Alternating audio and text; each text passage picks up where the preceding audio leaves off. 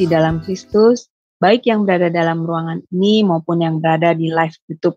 Selamat bertemu kembali pada acara pembelajaran pada hari Kamis 10 Agustus 2023 di kelas Sema Adonai yang akan disampaikan oleh narasumber kami yaitu Pak Titus Sanusa. Yang malam ini temanya adalah Standing by Grace Serving for Him. Tema yang sangat menarik untuk kita pelajari dan ketahui. Baik, sebelum acara ini dimulai, mari kita awali dengan berdoa terlebih dahulu. Saya minta kesediaan dari Ibu Heni untuk memimpin doa pembukaan. Dipersilakan Ibu Heni. Ya, saya berdoa ya. Mari kita satukan hati di dalam doa. Maha besar Engkau Bapa yang kami sembah di dalam nama Tuhan Yesus. Saat ini kami datang menghampiri tatah-Mu yang kudus. Kami berkumpul di Jum Sema Adonai ini. Kami mau belajar satu kebenaran firman yang Tuhan telah taruh kepada hamba-Mu, Pak Titus ya Bapa. Kami mau Bapa melembutkan hati kami untuk mengikuti segala kebenaran firman-Mu. Mampukan hamba-Mu untuk menyampaikan isi hati-Mu yang telah Engkau taruh di dalam hati dan pikirannya. Apa yang dipersiapkan Bapa, biarlah Tuhan Engkau melancarkan semuanya. Ini semuanya untuk kemuliaan nama-Mu ya Bapa. Bapa, begitu juga untuk Sis Aling ya Bapa sebagai moderator kami, mampukan dia Tuhan untuk menjalankan tugas pelayanan ini dengan baik. Bagi operator yang bekerja di belakang layar, bagi wifi kami, perangkat yang akan kami pakai, biarlah semua untuk datang kemuliaan nama-Mu. Bapa Surgawi, terima kasih. Hamba mengucap syukur di dalam nama Tuhan Yesus. Haleluya. Amin. Amin. Terima kasih Ibu Heni untuk doa pembukaannya. Baik Bapak Ibu yang terkasih dalam Kristus, sebelum memulai acara pembelajaran ini, kita akan terlebih dahulu melihat dan mendengar profil dari Pak Titus Sanusa. Dipersilakan. Pak Titus nggak punya profil, tapi dia adalah hamba Tuhan ya. Jadi dia melayani dan hari ini adalah hari pertama buat dia Sis Aling untuk menyampaikan firman ya. Dimulai aja. Baik, terima kasih Ibu Heni. Baiklah, untuk mempersingkat waktu, maka saya akan serahkan acara ini selanjutnya pada narasumber kita, yaitu Pak Titus Sanusa. Persilakan Pak.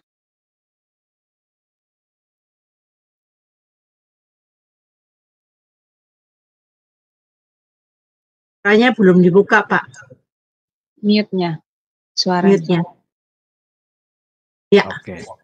Ya, salam. Terima kasih kepada Bu Heni, Bu Aling, dan rekan-rekan sekalian atas kepercayaannya untuk menyampaikan berbagi renungan firman Tuhan ya. Jadi saya percaya bahwa di sini semua sudah orang-orang yang sudah percaya kepada Tuhan. Saya tidak bermaksud untuk menggurui atau juga untuk mengajar, tetapi berbagi sharing apa yang saya dapatkan berkat yang Tuhan berikan kepada saya. Nah, saya ingin membagikan tentang sebuah firman Tuhan ini yang membuat saya juga bertumbuh di dalam iman saya. Standing by grace, serving for Him. Jadi kita itu berdiri karena anugerah Tuhan. Kalau kita pelajarin dengan sungguh-sungguh, kita tuh tidak ada apa-apanya dibanding hidup ini. Ya. Semua karena anugerah Tuhan. Baik hidup ini, baik mati, baik berkat, baik semuanya. Untuk itu, serving for Him. Ya. Jadi kita akan dimulai dari sebuah pertama standing by grace. Kita ketahui bahwa siapa itu Paulus? Ya, saya memulai dengan Paulus ya. Bapak Ibu semua sudah tahu Paulus adalah seorang rasul yang dipakai Tuhan yang luar biasa. Ada orang mengenal Paulus atau Saulus atau Paulus dari Tarsus atau Saulus dari Tarsus. Dia dipakai oleh Tuhan. Kita juga ketahui bahwa pada saat dia mau ke Damsyik ya, bagaimana Tuhan menampakkan diri sehingga ada anugerah yang diberikan kepada Paulus. Nah, ini dia. Jadi pada saat itu dia mau ke Damsyik dengan tugas yang diberikan oleh para imam untuk mengejar orang-orang percaya. Ternyata pada zaman dulu pun orang-orang percaya dikejar-kejar ya. Justru orang percaya semakin ditekan, semakin dikejar, semakin bertumbuh. Berbeda kalau orang percaya semakin lengang, santai, justru semakin hancur di dalam iman. Paulus atau Saulus itu sudah direncanakan oleh Tuhan sebagai sebuah anugerah dalam hidupnya. Nah ini dia perubahan hidup Paulus ya. Hidup adalah anugerah. Dan saya akan membawakan, dibuka dulu di dalam 1 Korintus. Ya, di sini ada 1 Korintus. Coba nanti saya akan bacakan buat Bapak Ibu Saudara sekalian. Kita akan mengerti tentang nanti anugerah ya. Anugerah Allah diberikan kepada Paulus. 1 Korintus 15 ayat 3 sampai 10. Demikian bunyi firman Tuhan. Sebab yang sangat penting telah kusampaikan kepadamu, yaitu apa yang telah kuterima sendiri, ialah bahwa Kristus telah mati karena dosa kita sesuai dengan kitab suci, bukan dengan kata orang lain. Bahkan ia telah dikuburkan dan bahwa ia telah dibangkitkan pada hari yang ketiga sesuai dengan kitab suci.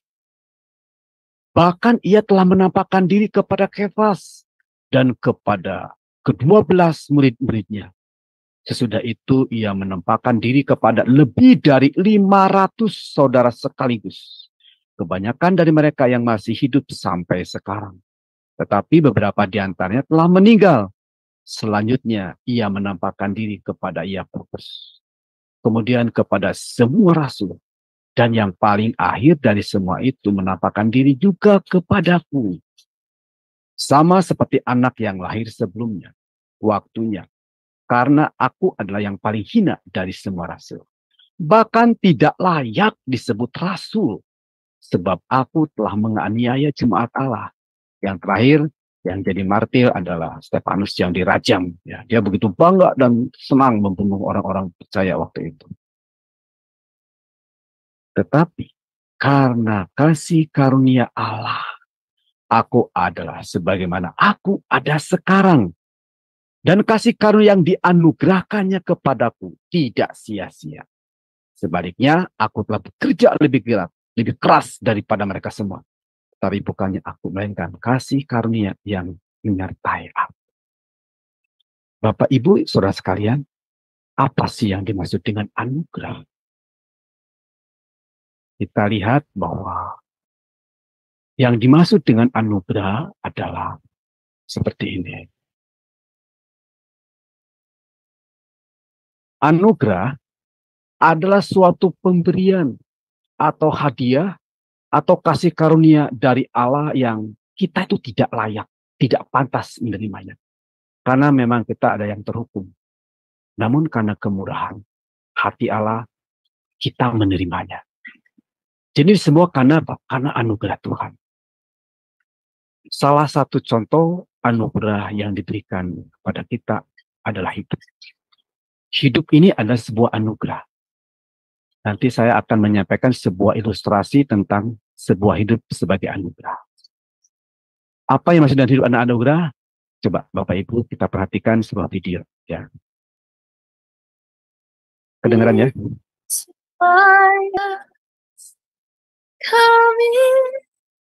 Ini adalah anak saya yang Tuhan berikan kepada saya. Namanya Wilson, lahir tahun 2000. Yang kedua, Tuhan berikan karunia anugerah kepada saya, Felicia, anak perempuan, lahir tahun 2004. Anak saya berkembang dari baby menjadi remaja. Remaja menjadi pemuda. Pemuda ini sekarang, puji nama Tuhan, anak yang laki-laki saya sudah bekerja. Dan yang paling kecil sedang kuliah. Anugerah yang paling besar di dalam kehidupan saya adalah keluarga.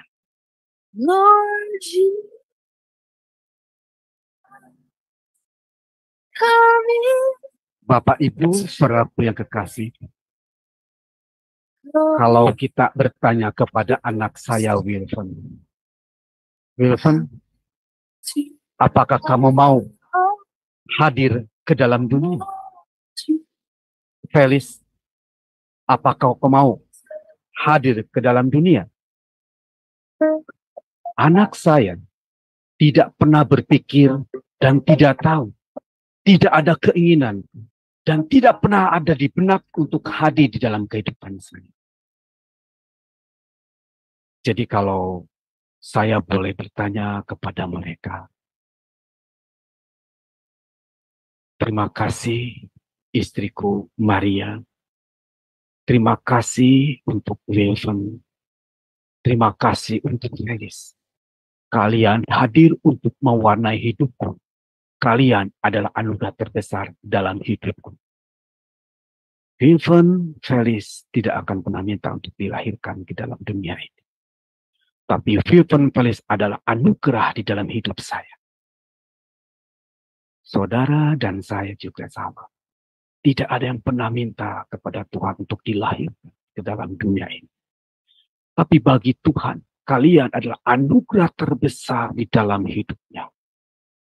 Anugerah yang Tuhan bentuk untuk menjadi rekan sekerja Allah. Allah mengatakan, terima kasih kepada kita, kepada Pak Titus, kepada Hendy, ke semuanya. Anda sekarang setia melayani aku. Panggilan ayah dari anak-anak ketika si buruh pulang dari pekerjaannya adalah obat duka dari dampatan majikan di kantor. Suatu ketika saya pulang, ada seorang anak, ayah udah pulang. Dari anak-anak berdiri di pintu. Itulah yang menyebabkan telinga menjadi tebal, semangat membara untuk bekerja walaupun gaji kecil. Anda dan saya berseru kepada Tuhan sebagai ucapan terima kasih. Oh Yesus, Engkau begitu baik. Dia akan tetap menjaga dan melindungi anak-anak yang dianugerahkan hidup ke dalam dunia ini. Apakah ada saudara minta hidup ke dalam dunia? Ini adalah berkat kepada Tuhan. Maafkan ayah, karena tak bisa seperti ayah teman-temanmu yang lain. Akan tetapi, ayah berjanji untuk memberikan segala yang terbaik yang bisa ayah persembahkan sebelum ayah beranjak pergi. Jadi ilustrasi ini menggambarkan, saya saja sebagai orang tua, begitu bangga, begitu senang kepada anak-anak. Anak-anak adalah anugerah terbesar di dalam kehidupan kita. Jadi kita ingat waktu zaman dulu dengan orang tua kita. Waktu saya masih muda, orang tua bilang, hati-hati ya kalau kamu sudah pulang akan begini-begini. Dan sekarang 100% perkataan orang tua itu saya alami. Nanti kamu rasakan ya, seperti ketika kamu punya anak, seperti apa aku mendidik. Ternyata anak adalah segalanya buat saya. Begitu juga Yesus Tuhan kita juga. Begitu sayang kepada orang-orang yang dibentuk, diciptakan karena kasih karunia Allah. Anda dan saya hidup karena anugerah. Jadi apa yang dimaksud dengan hidup adalah anugerah? Hidup adalah anugerah. Karena ketika kita tidak ditakdirkan untuk hidup, namun kita di sini ada untuk hidup karena anugerahnya. Jadi sekali lagi Bapak Ibu Saudara sekalian, hidup adalah anugerah karena ketika seseorang, saya dan Anda, tidak ditakdirkan untuk hidup, namun kita di sini ada untuk hidup karena anugerahnya. Supaya apa? Saudara dan saya bisa merasakan bagaimana Tuhan memberikan dunia ini untuk kita. Dan bagaimana seorang anak kita dihadirkan untuk merasakan kasih sayang orang tua kita. Ada canda, tawa, ria. Untuk apa? Untuk menata masa depan yang lebih bergairah. Yesus menempatkan kita ke dalam dunia. Bukan sekedar untuk datang ke dalam dunia. Tapi Yesus mengharapkan Anda dan saya menjadi rekan sekerja Allah. sama-sama menikmati hak ciptaan Tuhan. Dunia yang begitu indah, dengan alam, dengan udara dan sebagainya. Itu adalah sebuah anugerah kepada Tuhan. Bapak, Ibu, Saudaraku, apakah pernah nggak di dalam dunia ini ada orang menolak untuk dilahirkan? Atau ada orang yang menuntut orang tua karena dia sudah melahirkan saya?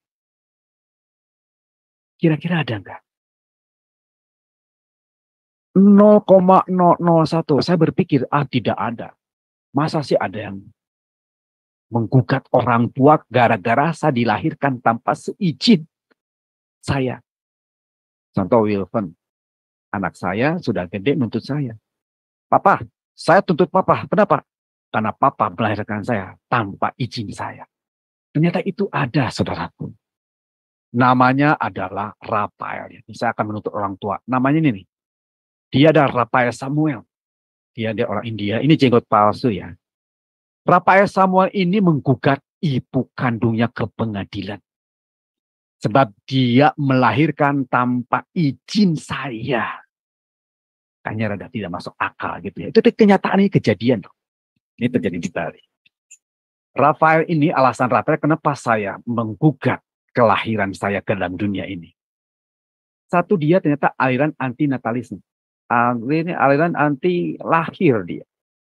Yang kedua, bukan keputusan dia untuk dilahirkan. Saya tidak minta keputusan untuk dilahirkan, katanya.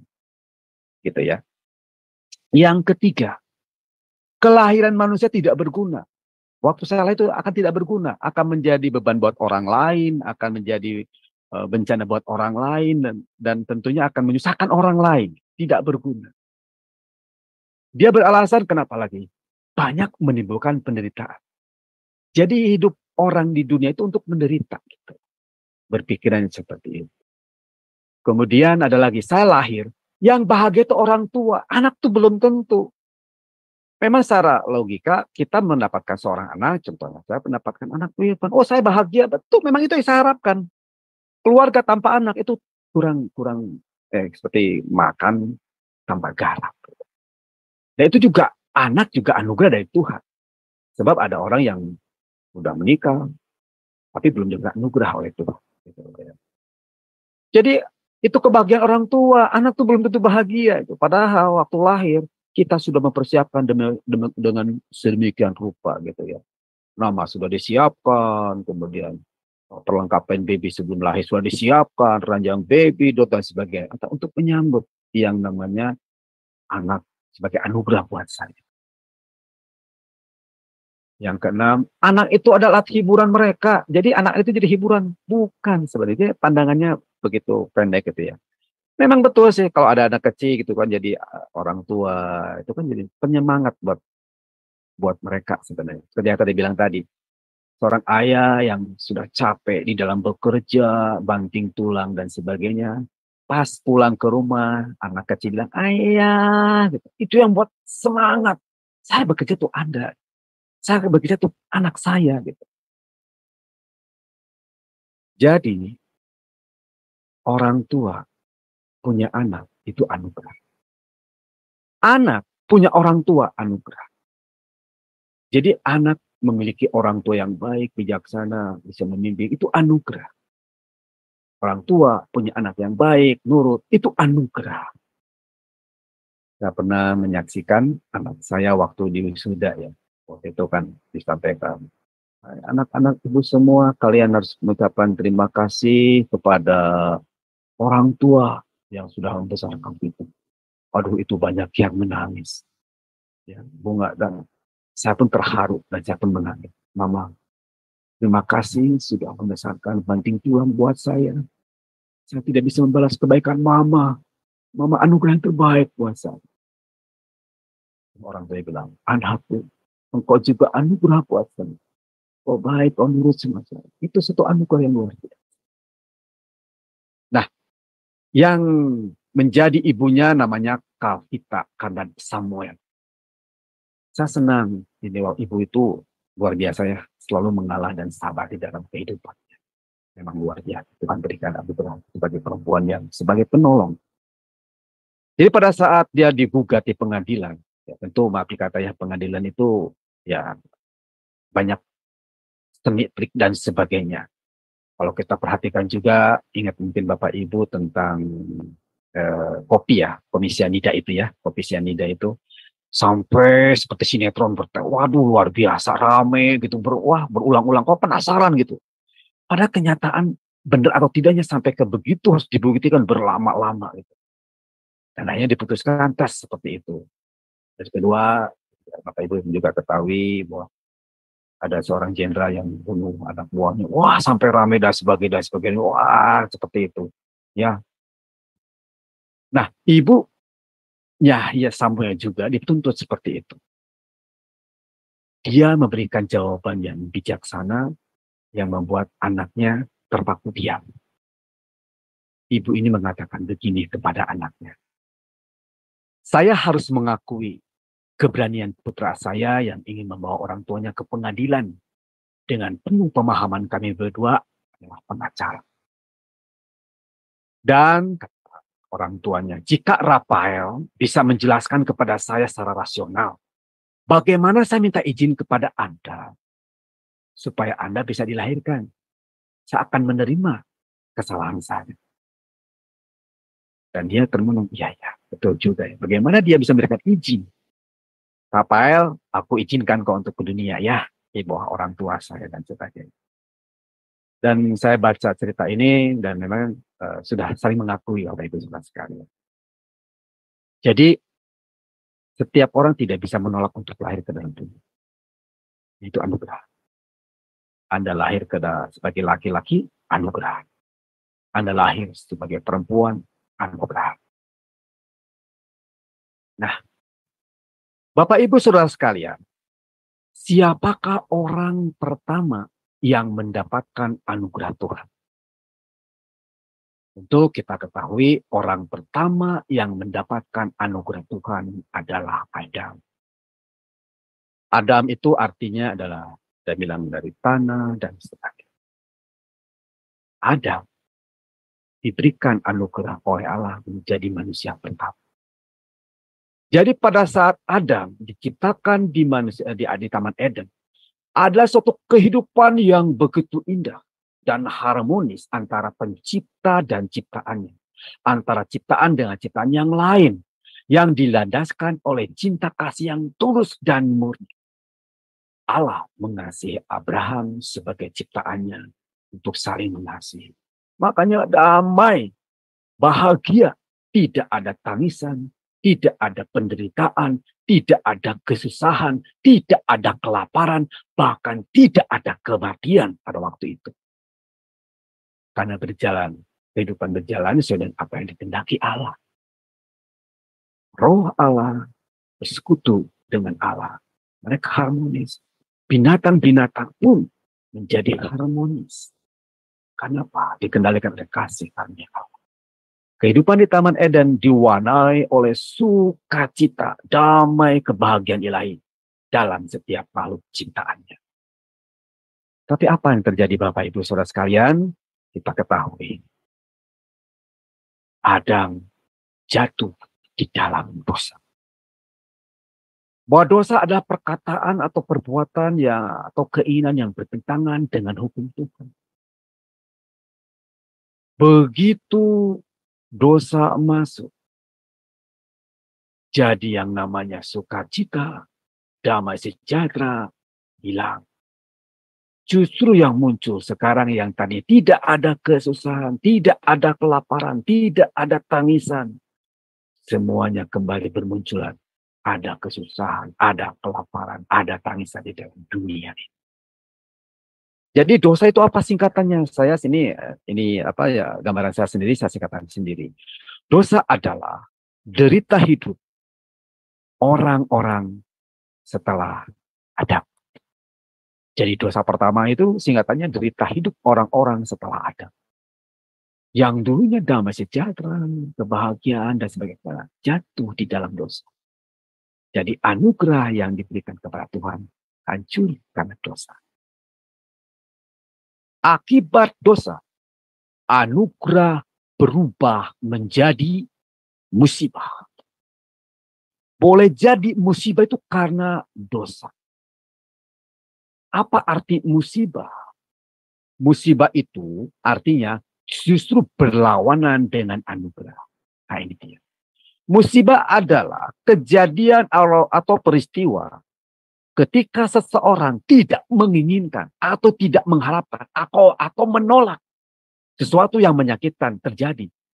Tapi justru hal itu yang membuat kejadian itu disebabkan oleh kita sendiri. Jadi anugerah yang diberikan untuk damai sejahtera, sukacita, itu dirusak karena dosa menjadi musibah. Jadi semua karena dosa. Apa itu dosa? Dosa ini tentu kita ketahui ya, bahwa dosa dari sudut pandangan teologis adalah pelanggaran cinta kasih terhadap Tuhan atau sesama yang dapat mengakibatkan terputusnya hubungan antara manusia dengan Allah, utamanya dosa. Disebabkan karena manusia mencintai diri sendiri atau hal lain sehingga sedemikian rupa dia menjauhkan diri dari cinta Tuhan. Jadi Bapak Ibu, ini sama dalam keluarga ya. Jika di dalam keluarga ada pertengkaran, ada keributan dengan anak, maka cinta kasih kita kepada anak menjadi hilang, sedih. Ada banyak lah ya, anak berontak, anak dan sebagainya. Itu karena salah satunya dosa yang masuk di dalam kehidupan keluarga. Benih-benih yang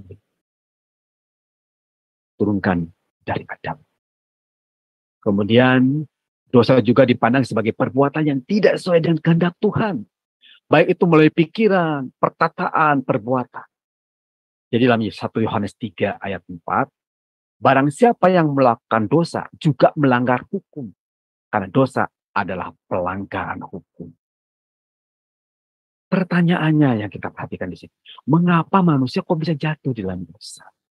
Mengapa manusia jatuh ke dalam dosa? Nah, yang kita perhatikan Bapak Ibu Saudara sekalian. Manusia ciptaan Tuhan yang pertama jatuh ke dalam dosa adalah Lucifer. Makhluk ciptaan Tuhan yang pertama jatuh ke dalam dosa adalah Lucifer.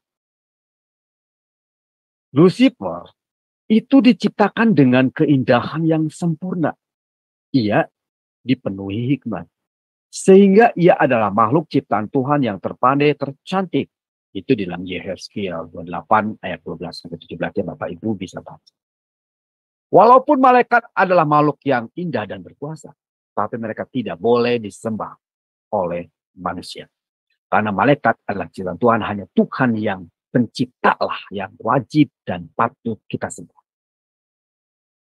Kemudian, sama seperti ciptaan lainnya, malaikat yang menjadi iblis itu bebas untuk melakukan yang benar atau yang salah. Ada kehendak bebas atau free will. Namun ia justru ingin disembah. Hasad untuk mendapatkan kemuliaan melebihi hasratnya untuk menjadi setara atau sama dengan Allah. Itu dalam Matius 4 ayat 8. Ada waktu Yesus dicobain di sana. Begitu ya. Dalam Yesaya 14 dipaparkan bahwa malaikat yang menjadi iblis ingin memilih untuk menentang Allah. Dan nah ini kenapa manusia jatuh ke dalam dosa, menghasut manusia untuk mengikuti dia. Jadi ia menjadikan dirinya menjadi setan yang berarti penentang. Lucifer memberontak dan melawan Allah. Jadi dia pertama kali yang jatuh di dalam dosa. Sehingga ciptaan manusia atau makhluk yang kedua jatuh ke dalam dosa adalah Adam atau manusia Adam. Tapi kalau manusia yang jatuh dalam dosa pertama adalah Adam. Iblis menggoda manusia supaya berdosa, sebagaimana ia menyebabkan malaikat-malaikat atau setan memberontak agar ia mendapatkan kerjasama dalam peperangan melawan Allah. Kenapa manusia? Karena manusia diciptakan serupa dan segambar dengan Allah. Itu targetnya iblis.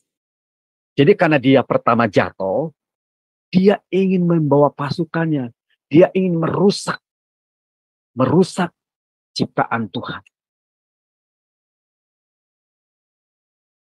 beberapa malaikat yang diciptakan memberontak terhadap Allah. Mereka ingin berkuasa seperti Allah, termasuk menguasai ciptaannya yang segama dengan Allah, yaitu manusia. Upaya awalnya, makanya terjadilah mempengaruhi pencobaan iblis menipu Hawa di dalam Taman Eden itu. Jadi secara manusia begini, kalau saya punya teman si A punya teman si B. Si A berantem sama saya. Padahal si B teman saya.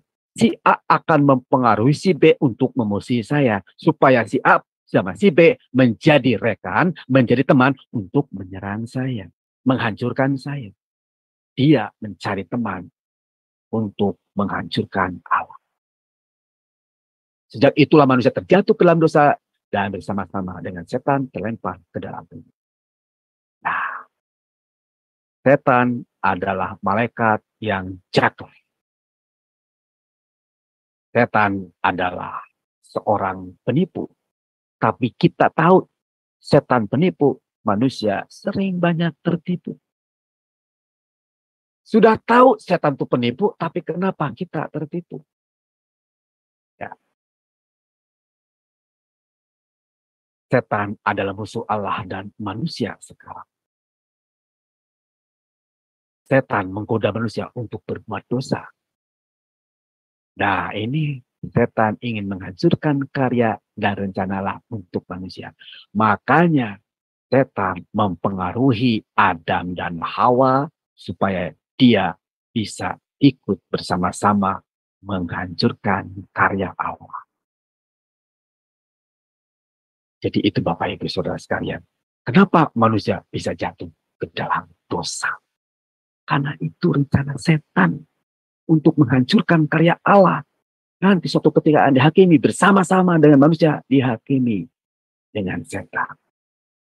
Saya ingin menyampaikan kepada Bapak Ibu Saudara sekalian bahwa setan itu mencoba menipu manusia hanya 3 cara sebenarnya.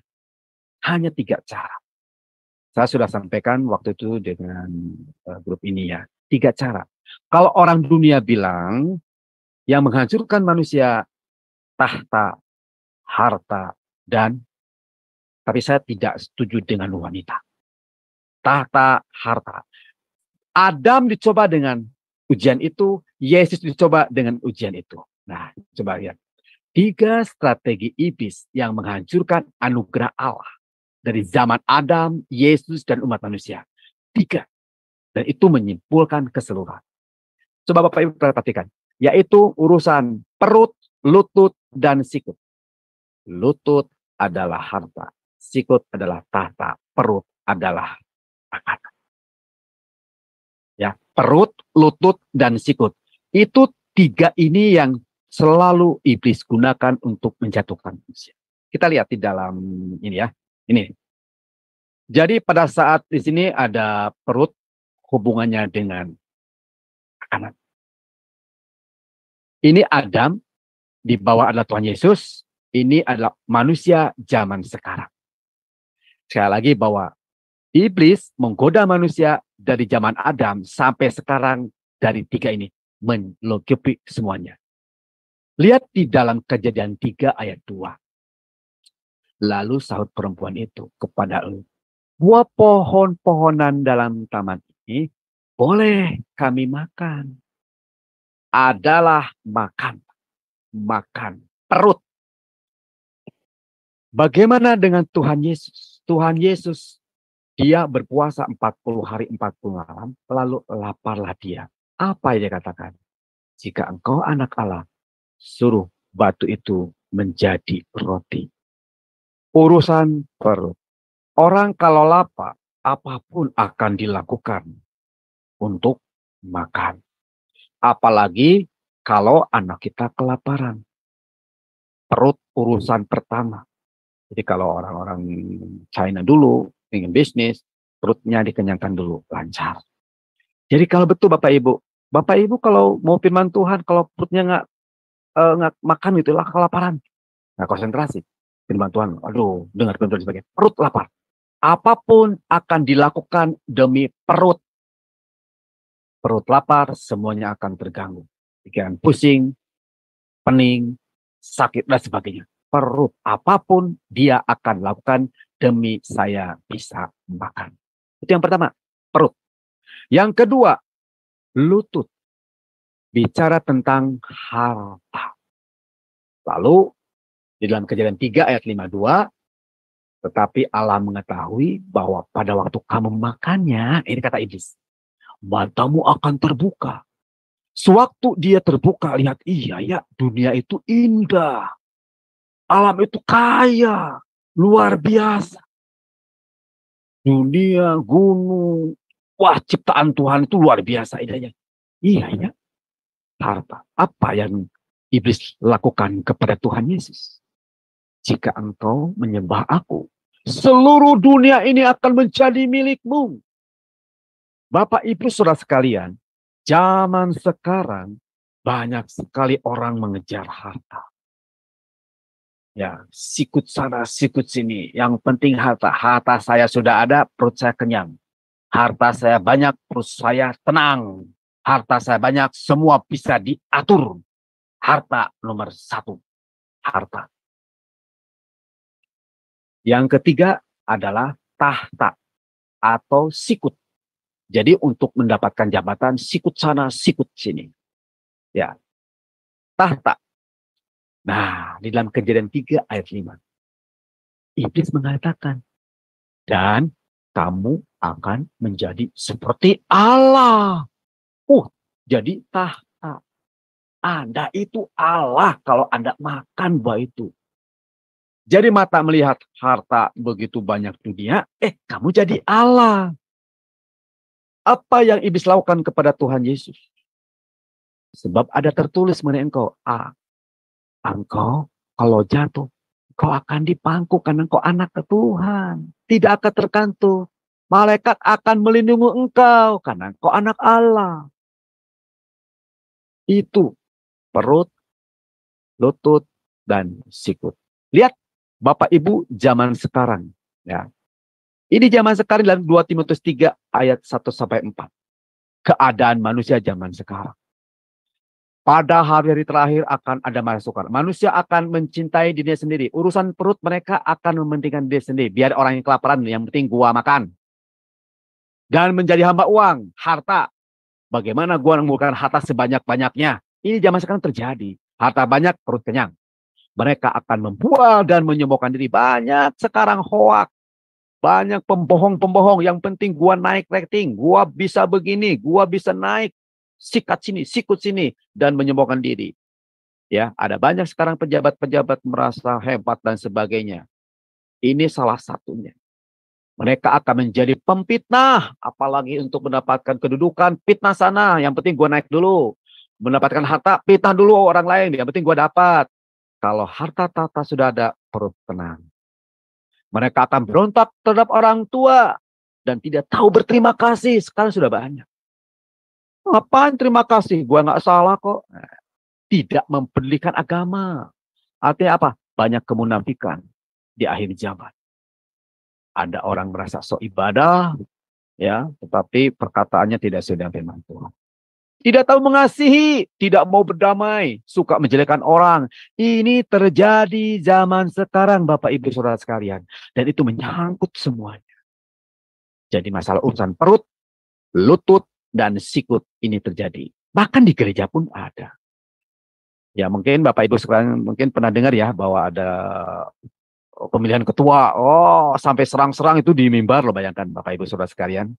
Ya saya merasa sedih juga gitu ya, bahwa bagaimana firman Tuhan yang ditanamkan gitu ya, dan sebagainya. Kenapa bisa seperti itu? Jadi bagaimana firman Tuhan? Mengalahlah, sabarlah. Enak ya kalau bawa firman Tuhan. Anda mengasihi orang menganiaya kamu.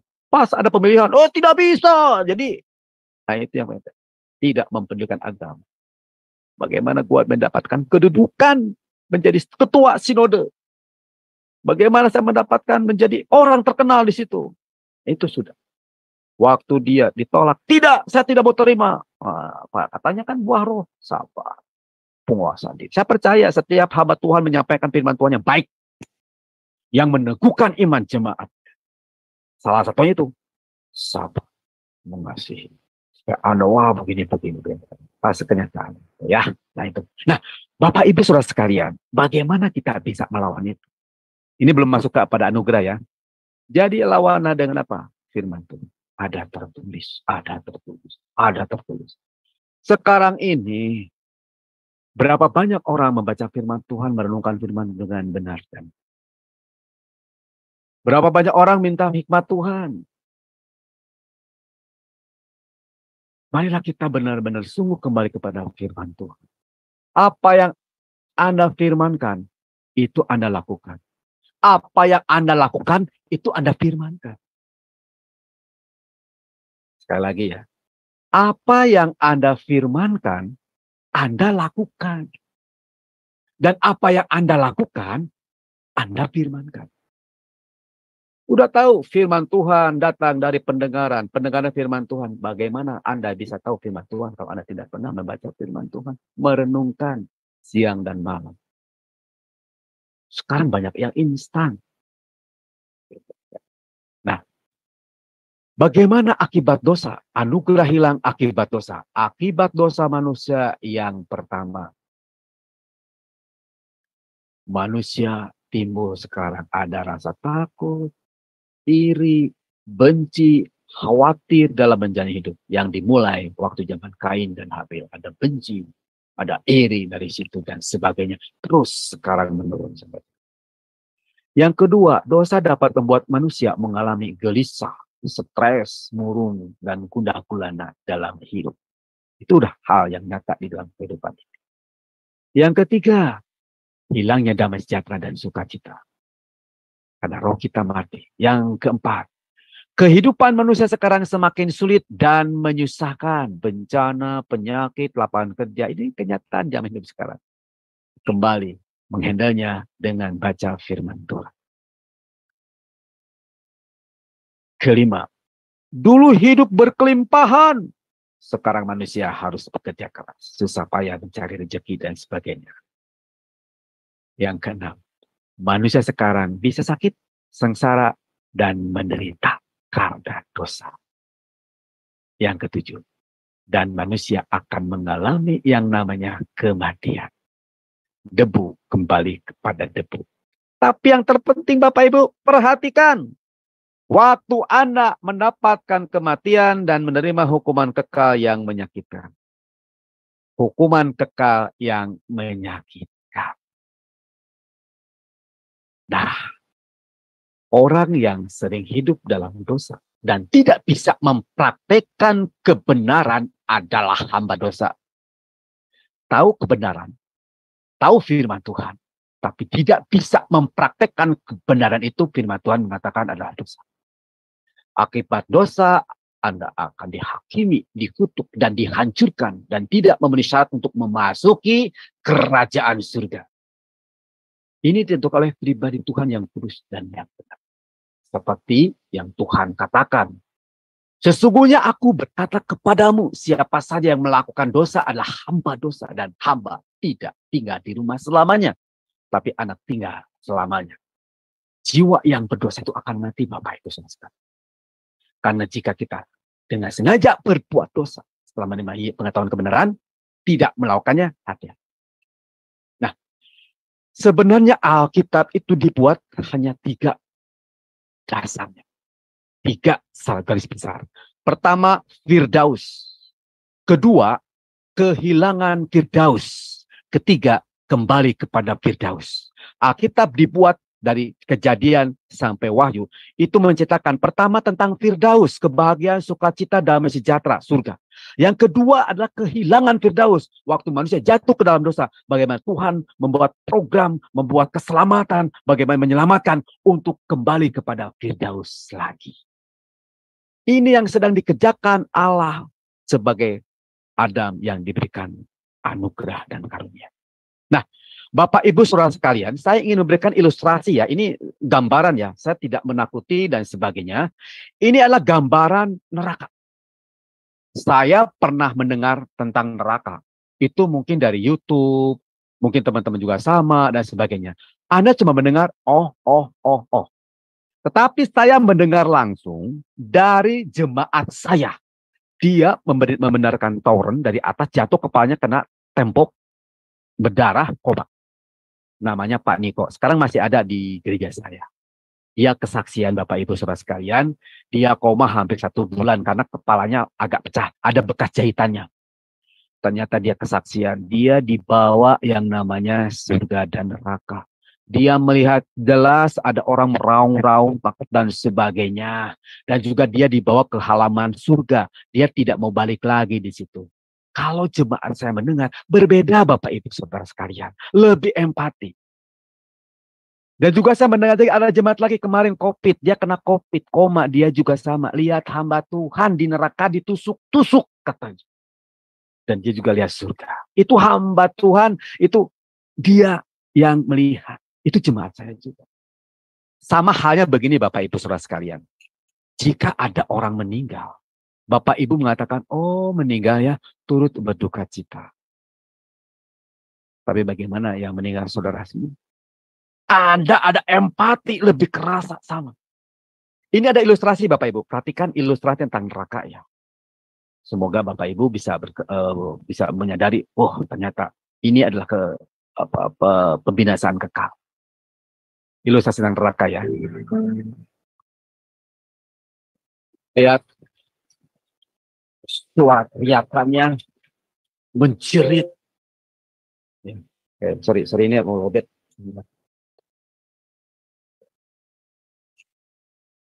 Menjerit, berteriak. Aduh Tuhan Yesus. Bapak Ibu, saya tidak menakuti. Mungkin Allah itu mahanya. Silakan. Nanti setiap pribadi lepas pribadi akan membuktikan lewat pintu kematian. Dan tidak bisa balik lagi. Waktu saya menyampaikan ini juga saya bermimpi sebenarnya. Antara mimpi dan tidak mimpi. Gitu ya. Waktu saya jam 2 pagi itu, kita ini merenungkan firman Tuhan. Di neraka itu banyak kamar-kamar. Ya. Kamar-kamar ada yang disiksa. Jadi ini gambaran saya Bapak Ibu. Jadi apakah saya bermimpi, apakah halusinasi, saya nggak tahu. Tapi saya tuh waktu merenungkan firman Tuhan ini kebayang gitu loh. Jadi ada orang bapak-bapak tuh dihukum gitu ya. Dari mulutnya itu dimasukin timah panas, dia teriak-teriak, melepuh gitu, hancur. Tiba-tiba itu dari gundukan tanah itu muncul seperti baby lagi kecil. Muncul lagi kecil, kemudian remaja, pemuda, besar lagi, orang tua lagi, masukin lagi. Itu banyak sekali. Nanti ada lagi di tingkat kedua berapa gitu, ada yang tusuk dan sebagainya. Bapak Ibu percaya tidak percaya silakan. Saya akan kasih gambaran loh. Neraka dalam kekristenan adalah sebuah tempat atau keadaan sebagai penghakiman definitif Tuhan. Tempat orang-orang berdosa atau dalam keyakinan orang Kristen sebagai tempat penghakiman hukuman kematian. Coba lihat, perhatikan pengajaran Yesus. Pengajaran tentang neraka, Yesus sendiri yang bilang. Kata neraka muncul sebanyak 13 kali di dalam perjanjian baru. Tidak ada neraka di dalam perjanjian baru lama. Kalau di lama, Hades gitu ya, dan sebagainya. Kata neraka muncul sebanyak 13 kali dalam perjanjian baru. Dan 11 dari 13 muncul di dalam pengajaran Yesus. 7 kali di dalam Matius, 3 kali di dalam Markus, dan 1 di dalam Lukas. Ayat-ayat di dalam Markus dan Lukas juga paralel dengan ayat-ayat di Matius. Dan catatan yang paling lengkap terdapat di Matius sebenarnya. Neraka seringkali dihubungkan dengan api, ratapan, dan ketak gigi, serta kegelapan yang paling gelap. Matius 8 ayat 12. Merupakan reaksi manusia terhadap hukuman neraka. Seperti tadi, ada teriakan, jeritan yang luar biasa. Bapak itu kekal. Anda dan saya di sini menentukan mau masuk ke mana. Masuk pilihanmu sendiri. Jangan sampai Anda sudah masuk ke dalam pintu kematian tidak bisa balik lagi. Anda harus mempertanggungjawabkan hidupmu sendiri. Anakmu, orang tuamu, adik-adikmu tidak bisa menolong Anda. Nah, Bapak, Ibu, Saudara sekalian. Kehidupan manusia di rumah Bapak, yang harusnya kita mendapatkan penyiksaan. Kehidupan manusia di rumah. Anda menerima anugerah setelah anugerah Adam jatuh ke dalam dosa musibah. anugerah kedua diberikan kepada kita, yaitu anugerah keselamatan. Karena begitu besar kasih Allah akan dunia ini, sehingga Anda sudah tahu, bagi orang yang percaya dan yakin bahwa Yesus sebagai juru selamat satu-satunya, tidak ada yang lain, Anda akan selamat. Di dalam dunia ini, tak seorang pun dapat berkata, Yesuslah satu-satunya juru selamat. Jadi Bapak Ibu Saudara sekalian, dosa awalnya derita hidup orang-orang setelah Adam. Anugerah terbesar yang diberikan Allah kepada manusia saat ini adalah keselamatan. Hal ini dilakukannya dengan jalan mengutus anaknya yang tunggal, Yesus Kristus Sang Logos, menjadi manusia untuk menebus kita di Golgota. Jadi dosa ini berubah menjadi D, ditebus oleh salib anak Allah. Jadi Bapak Ibu Saudara sekalian, silakan Anda memilih Yesus. Allah tidak pernah memaksa. Anda percaya kepada Yesus selamat? Karena apa? Karena di dunia banyak menawarkan jalan kebenaran. Tapi satu, jalan keselamatan. Sebagai contoh begini. Saya belum tahu Bu Heni di New York seperti apa, tempat kota dan sebagainya. Tiba-tiba teman saya bilang, Pak Titus, saya pengen ke New York, gimana caranya ya? Oh, Pak Titus tahu New York? Oh, saya tahu New York. Bagaimana Pak? Gini. Tapi saya tahunya dari Google. New York itu kota besar, wah cerita gini. Tapi saya tidak punya gambaran. Waktu ada pertanyaan, pokoknya kamu datang ke sana aja lah. Dari Bandara Soekarno-Hatta, naik pesawat, nanti mungkin transit di Korea Selatan, nanti berangkat lagi ke sana, nanti di Saudi ini, tiba di sana, blank. Pokoknya kamu datang ke sana aja. Tapi kalau orang ini nanya ke Bu Heni, saya pengen ke New York bagaimana? Oh gampang, kenapa? Bu Heni tahu New York. Dia ceritakan lebih detail saya atau Bu Heni? Bu Heni tahu seluk-beluknya, jalan gang dan sebagainya. Tahu, kenapa? Karena dia tinggal di situ. Sekarang ini, siapa manusia yang dari surga turun ke dunia? Siapa?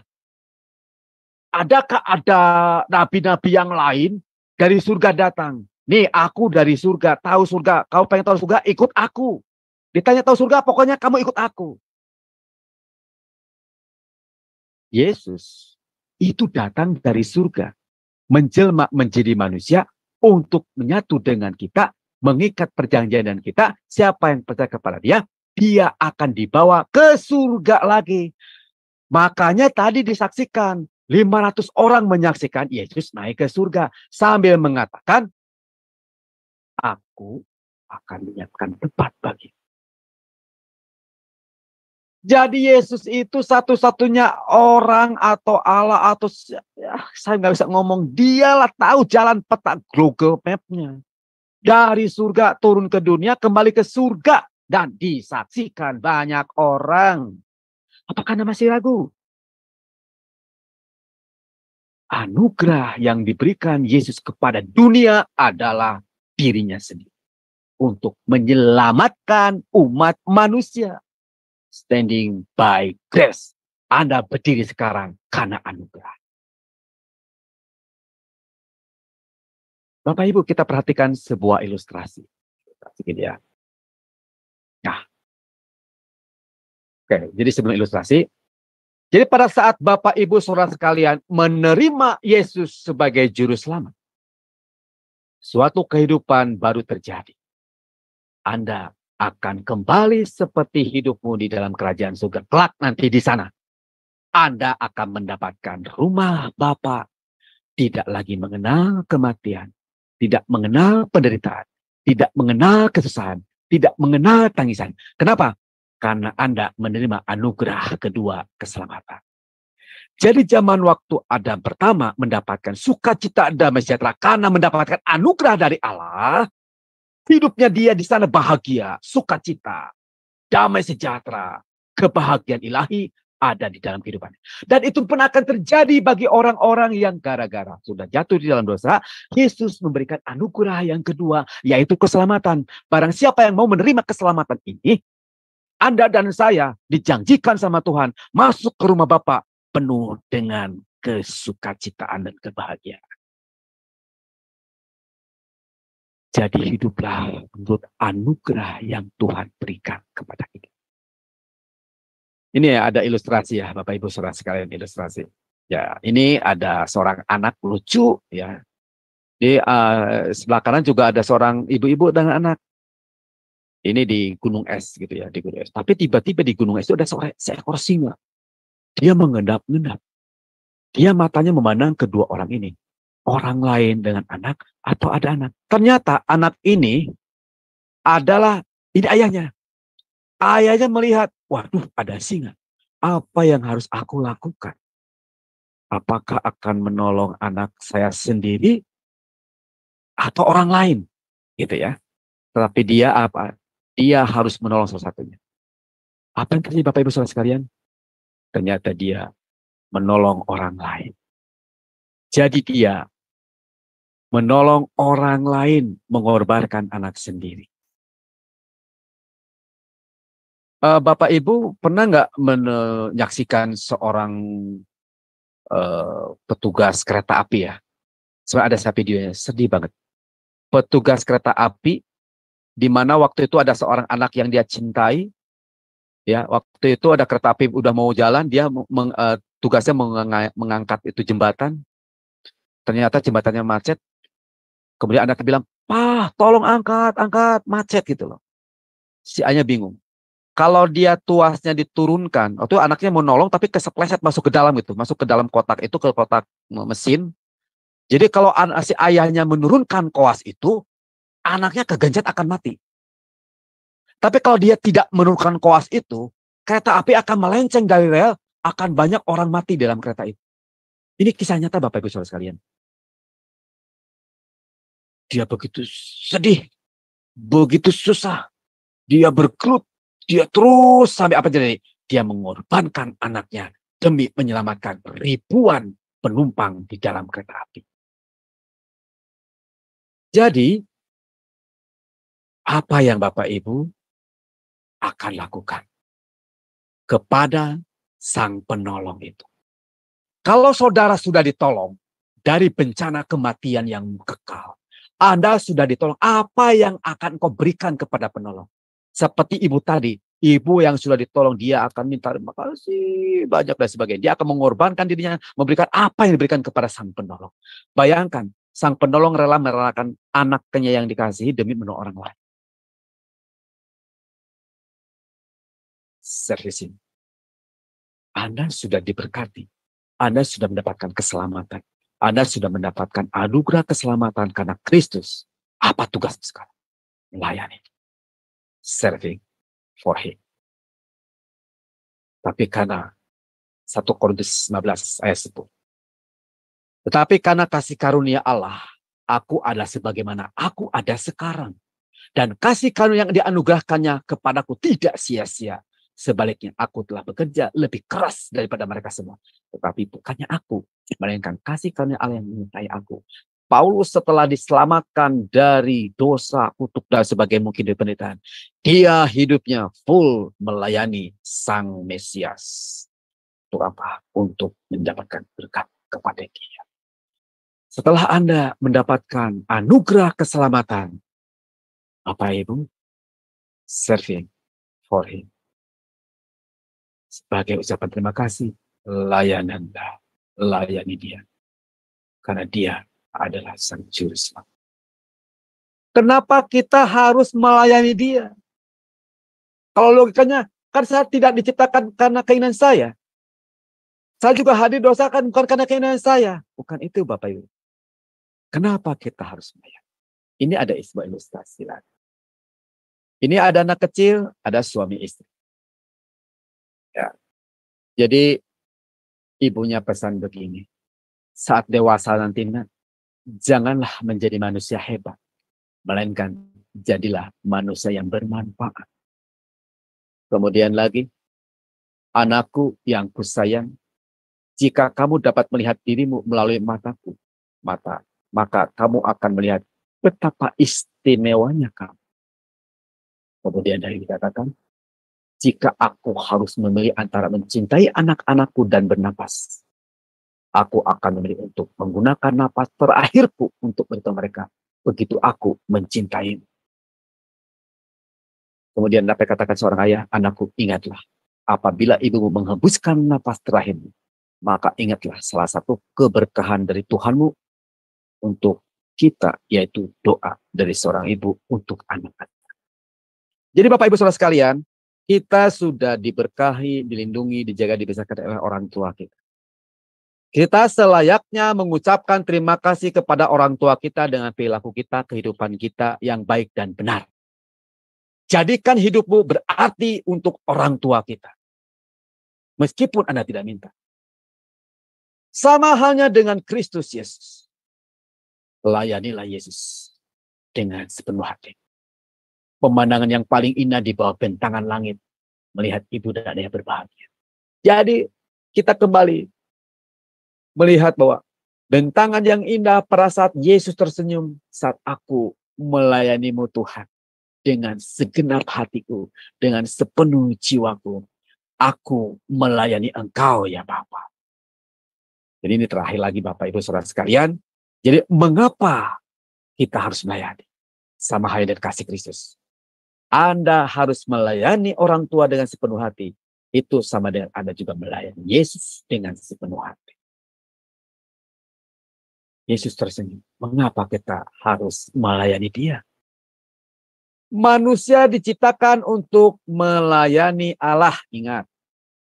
Anda dan saya diciptakan untuk melayani Allah. Adam diciptakan untuk menjadi rekan sekerja Allah.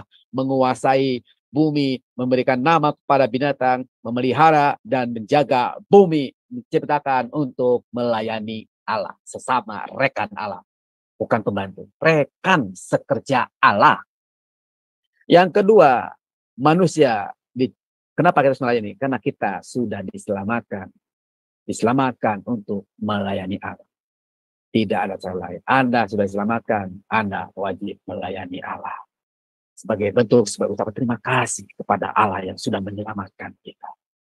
Yang ketiga, kenapa kita harus melayani Dia? Karena manusia dipanggil untuk melayani Allah. Banyak yang dipilih, sedikit yang dipanggil. Bapak Ibu Saudara sekalian, apakah Anda mau masuk yang dipilih atau yang dipanggil? Kalau saya nanya kepada Bapak Ibu Saudara sekalian, mau masuk neraka atau surga? 1000% saya mengatakan Anda pengen masuk surga. Tetapi dalam perbuatan sehari-hari justru Anda tingkah lakunya kok menuju masuk neraka. Dalam ibadahmu sungguh-sungguhlah melayani Tuhan. Muji sungguh-sungguhlah melayani Tuhan. Anda dipanggil untuk melayani Tuhan. Yang keempat, mengapa kita harus melayani Dia? Pelayanan merupakan wujud kasih kita kepada Tuhan, Bapak Ibu Saudara sekalian.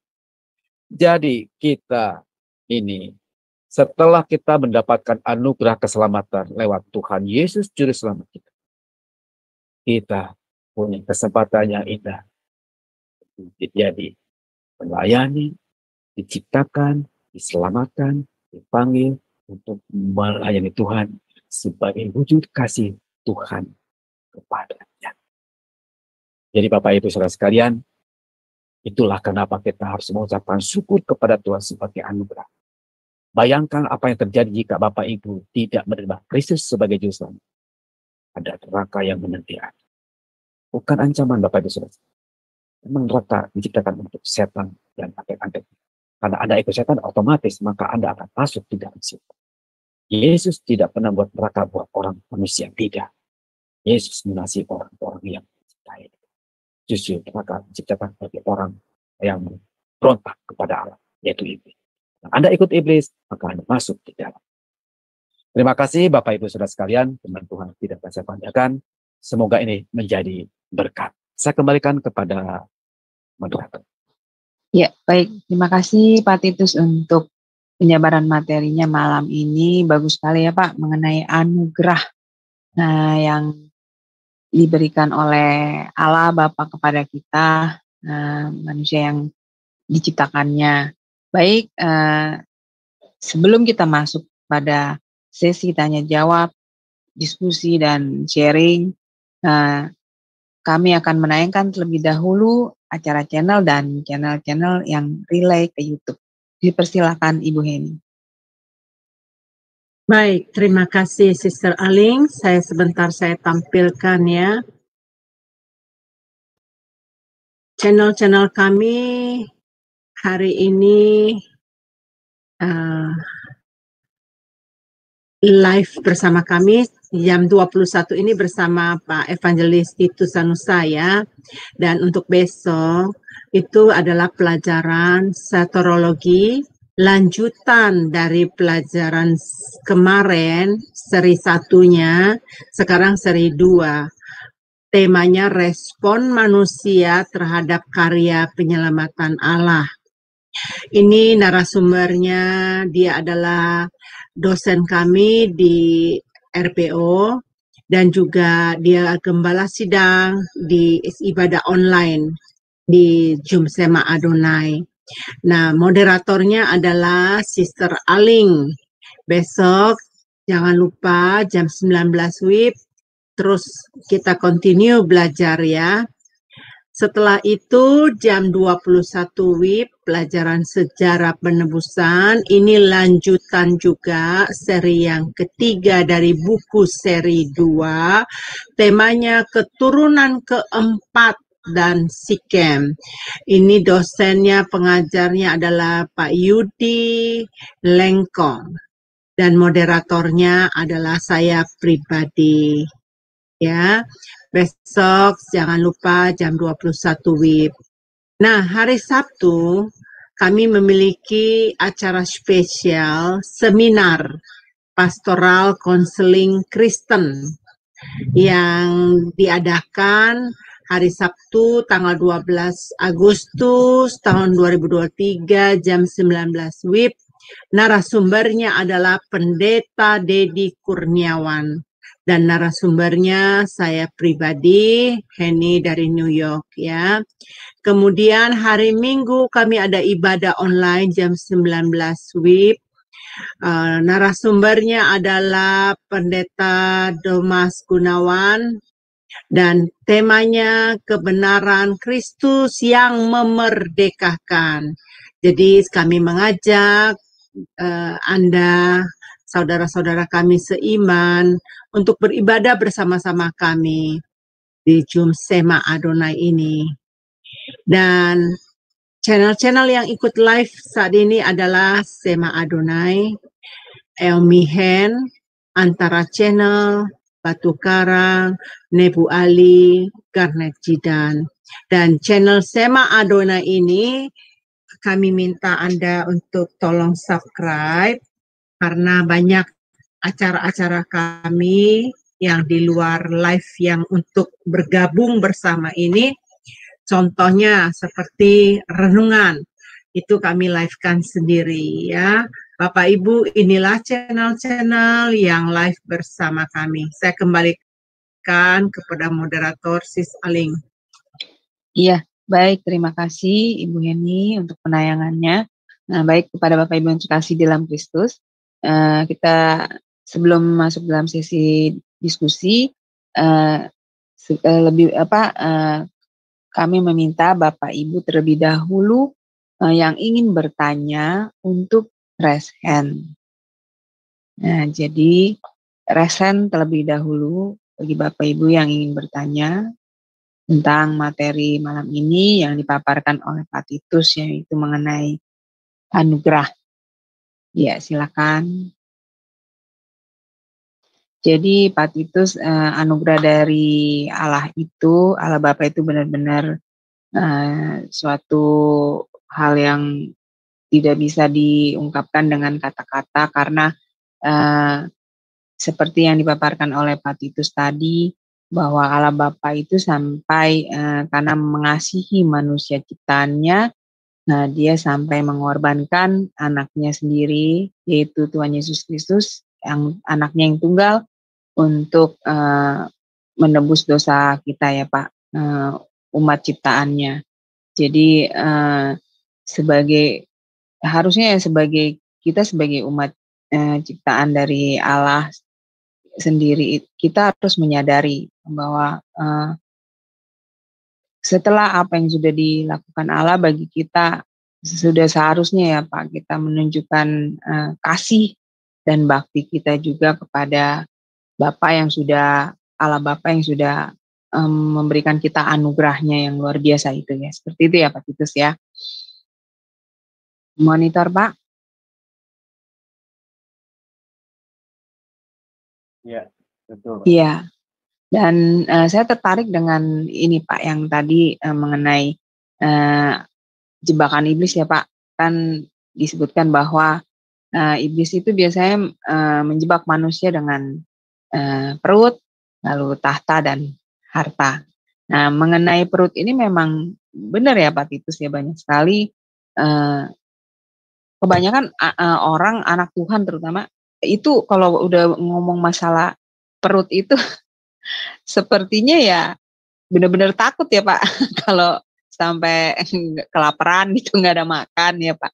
Jadi banyak yang dilakukan oleh anak Tuhan karena masalah perut ini jadi melakukan hal-hal yang tidak benar ya Pak ya. Nah, hal-hal yang berdosa gitu. Karena ya ini masalah perut ini begitu. Benar ya Pak itu seperti itu ya. Banyak kita lihat anak Tuhan ini melakukan hal-hal yang ya itu karena untuk kepentingan perutnya, benar ya Pak itu seperti itu ya. Jadi benar-benar iblis itu luar biasa ya, dia memakai mendistract ibaratnya ya anak-anak Tuhan ini ya dengan taktik yang berhubungan dengan masalah perut ini. Banyak sekali Pak kalau saya lihat anak Tuhan itu yang ya hanya karena masalah perut ya diterjang aja Pak. Maksudnya hal-hal yang sudah tahu itu bukan hal yang benar gitu, tapi itu bukan kebenaran gitu sesuai firman. Dan ya alasannya ya karena ya demi perut itu Pak. Bener nggak Pak? Selain ya yang lainnya ya, yang harta dan tahta. Tapi yang lebih ditakutkan dari anak-anak Tuhan kalau menurut saya itu adalah masalah perut gitu loh Pak. Bener nggak Pak Titus? Menurut Pak Titus. Jadi, iya Pak. Betul. Salah satu kejadian perut pun masuk dalam gereja. Contohnya begini. Ada kan kita ketahui bahwa kita tidak boleh mengandalkan manusia ya. Setuju semua. Karena mengandalkan manusia itu kecewa. Setuju ya? Betul. Prakteknya justru terjadi. Contoh begini. Ini prakteknya ya. Perut. Seorang gereja kurang mampu. Dia berdoa kepada Tuhan. Tuhan berikan aku rezeki. Pinjaman uang. Dia membayang. Oh iya Pak Tuhan. Aku kan lihat ada jemaat yang kaya. Tuhan tolong gerakkan jemaat itu untuk bisa mengasihi, memberi kepada saya. Ya kan? Perut. Nah, dia kan percaya dia adalah anak Tuhan. Akhirnya dia datang ke orang itu. Ibu, mohon maaf, bisa nggak saya pinjam uang buat makan? Nggak dikasih. Pulang marah. Tuh kan Tuhan tidak adil. Itu yang namanya mengandalkan manusia. Dia mengandalkan, saya percaya orang itu akan memberikan bantuan gitu. Jadi mengandalkan manusia akan memberikan bantuan, padahal bukan itu. Ya, mengandalkan Tuhan terus serahkan sama Tuhan. Dari mana datang? Betul. Ya, jadi membayangkan pasti ini bisa tolong saya kok. Tuhan saya percaya dia akan tolong saya. Kenapa? Dia anak Tuhan. Dia anak Tuhan kok. Padahal belum tentu. Pada saat dia minta kecewa, makanya muncul sifat manusia yang terakhir. Gitu. Betul. Jadi salah ya Pak. Maksudnya maksud dia itu dia tidak paham ya Pak Titus ya, bahwa ketika dia berdoa itu meminta pada Tuhan pada saat dia butuh yang paling urgent yaitu adalah masalah perut gitu ya Pak untuk makan gitu. Tetapi dia berdoa, dia kalau saya dengar dari cerita Pak Titus itu ya dia mengandalkan kekuatan dia sendiri berarti ya Pak. Karena dia berdoa tetapi dia mencari sendiri orangnya gitu yang akan menolong dia, betul ya Pak, seperti itu ya.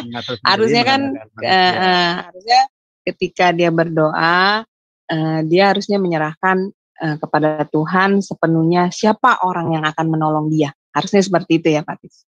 Nah inilah yang menjadi masalahnya bagi anak-anak Tuhan ini banyak ya Pak Titus yang mereka ini kalau udah masuk ke area masalah perut, apalagi mereka punya anak gitu, dan mereka sangat khawatir kalau misalnya nggak ada uang sama sekali namanya hidup di dunia ya Pak, apalagi mereka ada anak gitu. Nah seperti itu dah.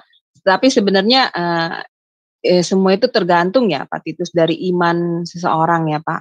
Kalau misalnya iman orang itu kuat, teguh, dan dia percaya, dia tidak mengandalkan manusia, tapi benar-benar mengandalkan Tuhan, itu pasti Tuhan akan memberikan anugerahnya, jalan keluar. Benar ya Pak Titus seperti itu. Nah itu pemahaman yang harus kalau menurut saya dimengerti oleh anak-anak Tuhan dan imannya itu harus sampai ke level itu Pak kalau menurut saya ya. Karena kalau pengertian mereka tidak sampai ke situ ya, yang ada ya seperti Pak Titus cerita tadi itu Pak, nanti ujungnya marah-marah gitu dia, maksudnya dia, "Mana Tuhan, saya sudah berdoa tapi Tuhan tidak menjawab doa saya," seperti itu ya Pak Titus ya. Iya Ya, makanya kalau gini Ibu, mhm makanya mhm gini, kan salah satu untuk mhm menghandlekan firman Tuhan. mhm, Saya mau betul, menyaksikan kisah nyata nih Bu, kisah nyata sampai saya mhm merinding. Ada mhm seorang hamba Tuhan di daerah, dia mhm pulang jam 3, jam 4 sama anaknya. Ya, mhm dia dia nggak cerita sama istrinya, pulang ke rumah tidak ada makanan. Jam 4 sorean mhm dia bilang, "Pah, lapar." mhm Tidak ada mhm makanan. Ini kisah nyata, dia saksikan. mhm Kemudian hamba Tuhan bilang, "Oh, Nak, yuk kita doa sama Tuhan. Tuhan, mhm kami lapar. Tuhan berikan makan pada hari ini, doa dan sebagainya." Jam mhm 4, jam 5, jam 6, nggak ada yang datang. Anaknya bilang mhm lagi, "Pak, kok belum datang makanan?" Sabar, Nak. Tuhan pasti mhm kirim. Itu waktu itu hujan mhm dikit-dikit. Berdoa mhm lagi, yuk Nak, kita doa aja di sini. Tuhan mhm Yesus, kami lapar, berkati makan Tuhan. Tolong Tuhan, gitu, doa dan sebagainya.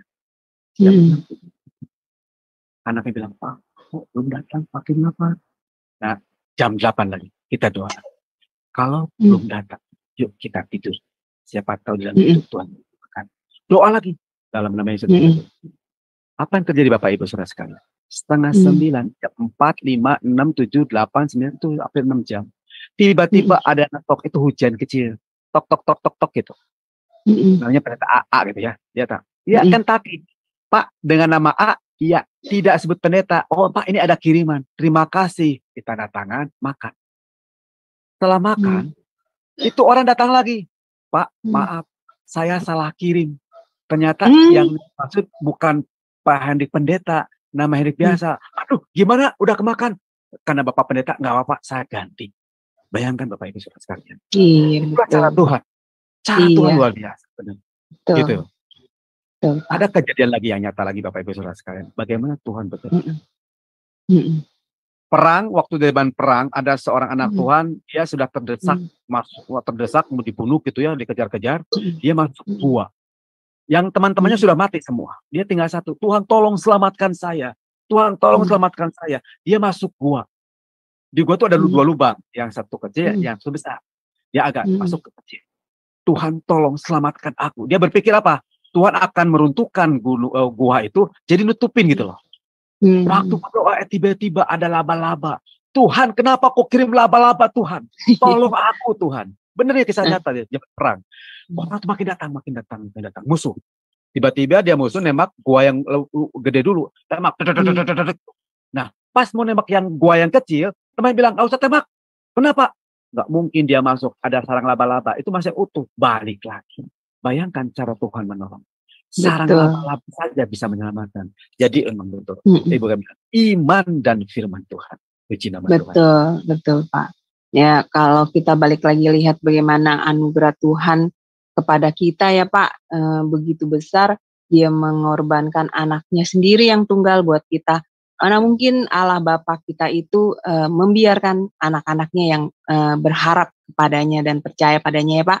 Jadi, untuk materi malam ini bagus sekali, bisa menjadi kekuatan bagi kita yang mendengar semua bahwa janganlah takut, selama kita hidup di dalam firman-Nya dan di dalam Tuhan. Iya.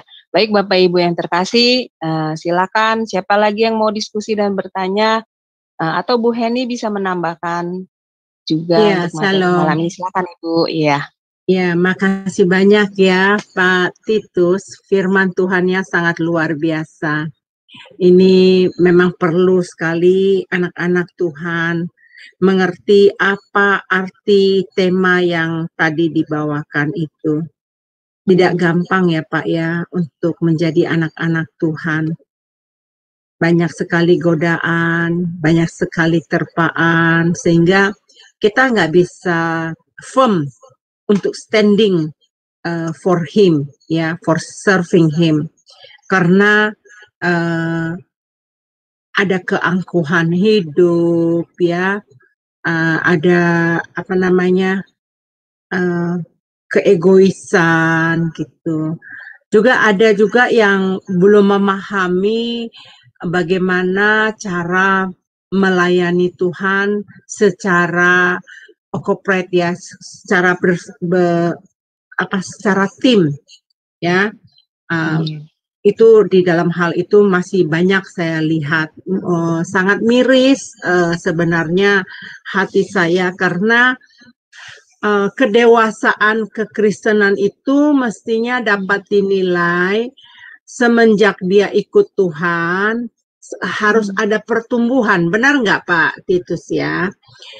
Jadi kalau dia sudah 2 tahun, tentunya dia udah bisa berjalan, dia udah bisa berlari gitu. Nah, bagaimana dengan usia yang makin tambah, dan apalagi umur udah mencapai 50 tahun atau 60 tahun, dan sudah menjadi Kristen, sudah mungkin ada yang sejak lahir ya, dan juga ada Kristen yang baru ikut beberapa tahun itu. Nah, bagaimana dengan hal yang demikian?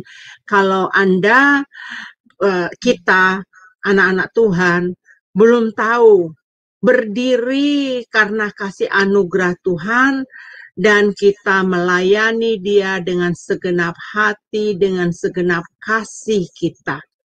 Nah, ini yang sangat saya sesali Pak di dalam pelayanan anak-anak Tuhan.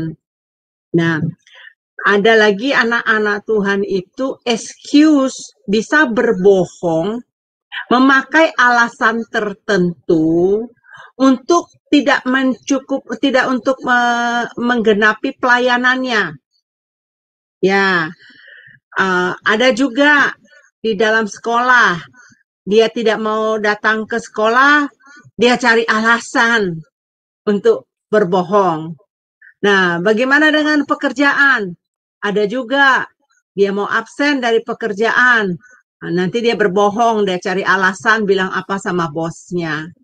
Nah, itu dengan tidak memiliki integritas itu sebenarnya bukan untuk orang lain.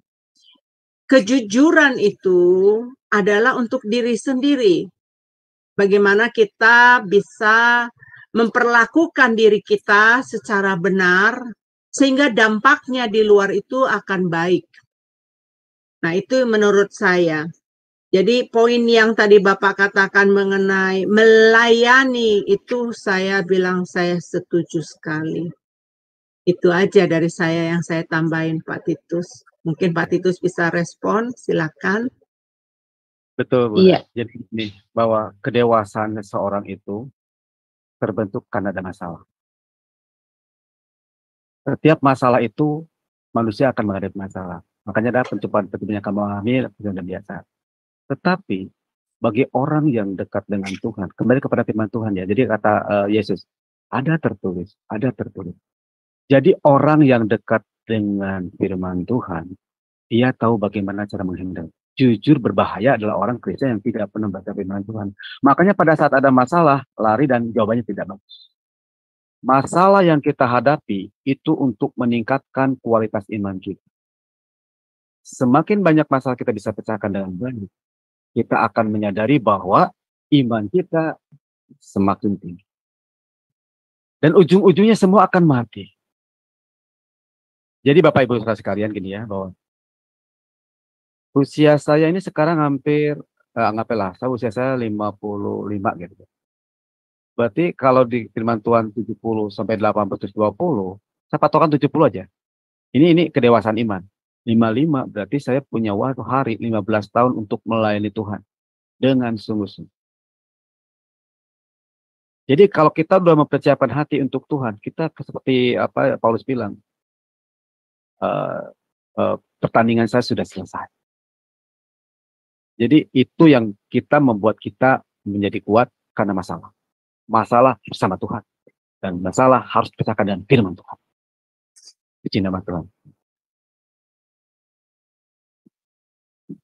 Ya, baik. Nah, terima kasih Bu Heni, terima kasih Pak Titus untuk pencerahannya. Baik, Bapak Ibu yang terkasih, apakah ada lagi yang ingin menambahkan atau sharing tentang malam ini? Persilakan. Iya, baik. Baik, kalau tidak ada maka kelas ini akan diakhiri ya Pak Titus, karena sepertinya sudah cukup juga sudah larut malam. Baik Pak Titus bisa closing statement dan untuk itu setelahnya Bapak bisa tutup dengan doa bagi kami semua. Terima kasih Pak Titus, Tuhan berkati. Ya, saudaraku yang kekasih dalam nama Tuhan, yuk mari kita berlomba-lomba berbuat kebajikan dan kebaikan. Seperti ilustrasi saya gambaran tadi, janganlah kita sampai masuk ke dalam hukuman yang kekal. Jadilah pelaku firman Tuhan sesuai dengan apa yang kita lakukan. Firman Tuhan harus kita lakukan dan kita harus melakukan firman Tuhan. Ialah tim ini sama Adonai dan semuanya menjadi berkat Tuhan. Seberapapun Bapak Ibu sudah saya lakukan untuk Tuhan, Tuhan akan perhitungkan. Ya, terpuji nama Tuhan. Yuk, mari kita berdoa. Bapa kami yang kami kenal dan kami panggil hanya di dalam nama Tuhan Yesus. Pada malam ini ya Bapa, terima kasih buat anugerah kesehatan yang telah Kau limpahkan kepada kami semua di tempat ini. Terima kasih anugerah kebahagiaan sukacita yang Kau limpahkan kepada kami sampai saat ini. Terima kasih buat keluarga, adik, papa, mama yang saat ini sampai saat ini masih bersama kami ya Bapa. Tuhan Yesus, berkatilah program ini. Biar program ini bisa menjangkau jiwa-jiwa lewat apa yang kami bisa lakukan ya Bapa. Terima kasih buat anugerah keselamatan-Mu, sehingga Kau rela datang ke dunia untuk menyelamatkan manusia yang jatuh di dalam dosa.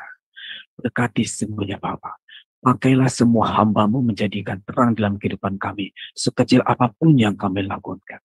Ampuni segala dosa dan kesalahan hamba-Mu ya Bapa setiap pribadi, bila Roh Kudus terus yang memberikan kekuatan, keteguhan dalam hati kami ya Bapa.